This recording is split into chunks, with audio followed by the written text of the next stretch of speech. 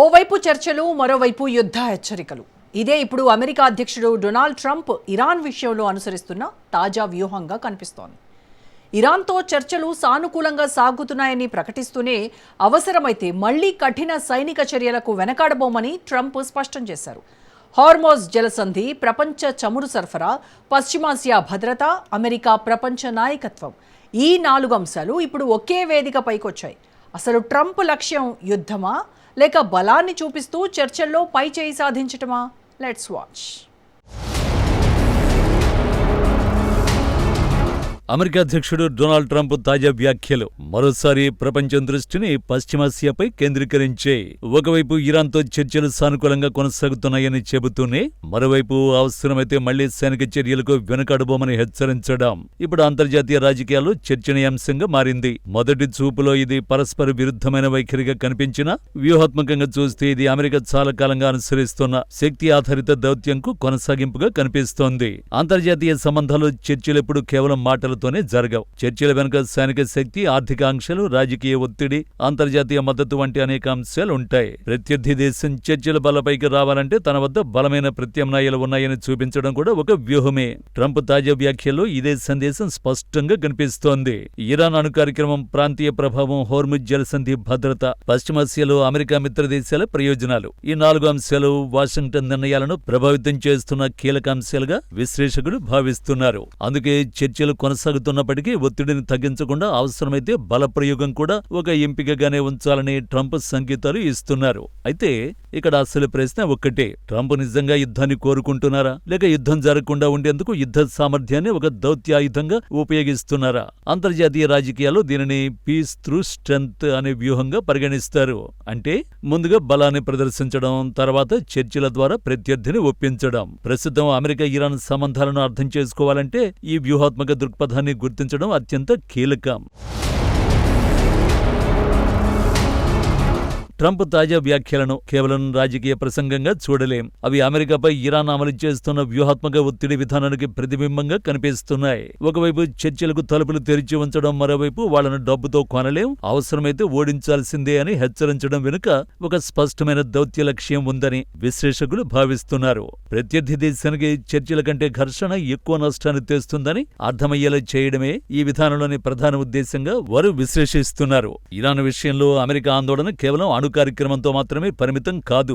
పశ్చిమాసియాలో ఇరాన్ ప్రభావం, ప్రాంతీయ మిత్ర బలగాలతో దాని సంబంధాలు, సముద్ర మార్గాల భద్రత, అంతర్జాతీయ ఇంధన సరఫరాపై పడే ప్రభావం కూడా వాషింగ్టన్ వ్యూహంలో కీలక అంశాలుగా ఉన్నాయి. అందువల్ల చర్చలు కొనసాగుతున్న సమయంలో కూడా ఆర్థిక ఆంక్షలు, రాజకీయ ఒత్తిడి, సైనిక హెచ్చరికలు ఒకేసారి కొనసాగించడం అమెరికా అనుసరిస్తున్న వ్యూహంగా కనిపిస్తోంది. ట్రంప్ రాజకీయ శైలిలో మరో ప్రత్యేకత కూడా కనిపిస్తుంది. ముందుగా కఠిన హెచ్చరికలు చేయడం, తన వైఖరిని స్పష్టంగా ప్రకటించడం, ఆ తర్వాత చర్చలకు అవకాశం ఇవ్వడం ఆయన తరచూ అనుసరించే విధానంగా గతంలో కూడా కనిపించింది. దీంతో ప్రత్యర్థి దేశం ముందుగా అమెరికా సంకల్పాన్ని అంచనా వేయాల్సిన పరిస్థితి ఏర్పడుతుంది. ఈ మానసిక ఒత్తిడి కూడా దౌత్య వ్యూహంలో భాగమే. అయితే ఈ వ్యూహం ఎంతవరకు ఫలిస్తుంది అనేది పూర్తిగా ఇరాన్ ప్రతిస్పందనపై ఆధారపడి ఉంటుంది. చర్చలు ముందుకు సాగితే ఉద్రిక్తత తగ్గే అవకాశం ఉంది. కానీ ఇరువైపులా కఠిన వైఖరి కొనసాగితే పరిస్థితి మళ్లీ ఉద్రిక్తంగా మారే అవకాశాన్ని కూడా పూర్తిగా తోసిపుచ్చలేం. అందుకే ట్రంప్ తాజా వ్యాఖ్యలు కేవలం ఎన్నికల ప్రసంగాలుగా కాకుండా అమెరికా అనుసరిస్తున్న ఒత్తిడి ఆధారిత దౌత్య వ్యూహానికి ప్రతీకగా నిలిచింది. అమెరికా ఇరాన్ మధ్య కొనసాగుతున్న ఉద్రిక్తతను కేవలం 2 దేశాల మధ్య వివాదంగా మాత్రమే చూడలేం. ఈ పోరాటం వెనుక ప్రపంచ ఇంధన భద్రత, సముద్ర వాణిజ్య మార్గాలు, అంతర్జాతీయ వ్యూహాత్మక ఆధిపత్యం వంటి అంశాలు బలంగా ముడిపడి ఉన్నాయి. అందుకే హోర్ముజ్ జలసంధి పేరు వినిపించిన ప్రతిసారి ప్రపంచ మార్కెట్లు, చమురు ధరలు, అంతర్జాతీయ నౌకాయాన రంగం అప్రమత్తమవుతాయి. ప్రపంచంలో ఉత్పత్తి అయ్యే చమురులో గణనీయమైన భాగం హోర్ముజ్ జలసంధి గుండా అంతర్జాతీయ మార్కెట్కు చేరుతుంది. ఈ మార్గంలో ఎలాంటి ఉద్రిక్తత ఏర్పడినా దాని ప్రభావం ఆసియా, యూరప్, గల్ఫ్ దేశాలు మాత్రమే కాదు, ప్రపంచ ఆర్థిక వ్యవస్థపై కూడా పడే అవకాశం ఉంది. అందుకే ఈ ప్రాంతంలో స్థిరత్వాన్ని కొనసాగించడం అమెరికాకు మాత్రమే కాదు, అనేక దేశాలకు వ్యూహాత్మక అవసరంగా మారింది. ఇరాన్ కూడా ఈ జలసంధికి సమీప భౌగోళిక స్థానం కారణంగా కీలక వ్యూహాత్మక ప్రాధాన్యతను కలిగి ఉంది. మరోవైపు అమెరికా తన మిత్ర దేశాల ఇంధన భద్రత, సముద్ర రవాణా స్వేచ్ఛ, ప్రాంతీయ సమతుల్యతను కాపాడాలని భావిస్తోంది. ఈ భిన్న ప్రయోజనాల మధ్యే చర్చలు, హెచ్చరికలు, దౌత్య ప్రయత్నాలు ఒకేసారి కొనసాగుతున్నాయి. సాగుతున్నాయి. ఇక్కడ అసలు పోటీ భూభాగం కోసం కాదు, ప్రభావం కోసం. ఎవరి నిర్ణయాలు ప్రాంతీయ భద్రతను నిర్దేశిస్తాయి, ఎవరి సైనిక ఉనికి సముద్ర మార్గాలను రక్షిస్తుంది, ఎవరి దౌత్యం మిత్రదేశాలకు భరోసా కల్పిస్తుంది అనే ప్రశ్నల చుట్టూనే ఈ వ్యూహాత్మక పోటీ తిరుగుతోంది. అందుకే ట్రంప్ ఒకవైపు చర్చలకు అవకాశం ఉందని చెబుతూనే మరోవైపు బలమైన హెచ్చరికలు చేయడం వెనుక హోర్ముజ్ ప్రాధాన్యత కూడా కనిపిస్తోంది. ఈ సంక్షోభంలో గెలుపు అంటే కేవలం యుద్ధ విజయం కాదు, ప్రపంచ ఇంధన మార్గాలపై విశ్వాసాన్ని నిలబెట్టడం, ప్రత్యర్థిపై వ్యూహాత్మక ఆధిక్యాన్ని కొనసాగించడం, ప్రాంతీయ సమతుల్యతను తమకు అనుకూలంగా మలుచుకోవడమే అసలు లక్ష్యం. డొనాల్డ్ ట్రంప్ తాజా వ్యాఖ్యలను పరిశీలిస్తే అవి కేవలం అమెరికా ఇరాన్ సంబంధాలకే పరిమితమైనవి కావు. వాటి వెనుక అమెరికా అంతర్గత రాజకీయాలు, ప్రపంచ నాయకత్వంపై పోటీ, పశ్చిమాసియాలో శక్తి సమతుల్యత, అమెరికా విశ్వసనీయత వంటి అనేక వ్యూహాత్మక అంశాలు కనిపిస్తున్నాయి. ఒకవైపు చర్చలు కొనసాగుతున్నాయని చెప్పడం, మరోవైపు అవసరమైతే మరింత కఠిన చర్యలకు వెనుకాడబోమని హెచ్చరించడం ద్వారా ట్రంప్ ఒకేసారి రెండు వేదికలపై సందేశమిస్తున్నట్లు విశ్లేషకులు భావిస్తున్నారు. మొదటి సందేశం ఇరాన్కు అమెరికా చర్చలకు సిద్ధంగా ఉన్నప్పటికీ ఆ చర్చలు బలహీనత వల్ల కాదని స్పష్టం చేయాలని అనుకుంటోంది.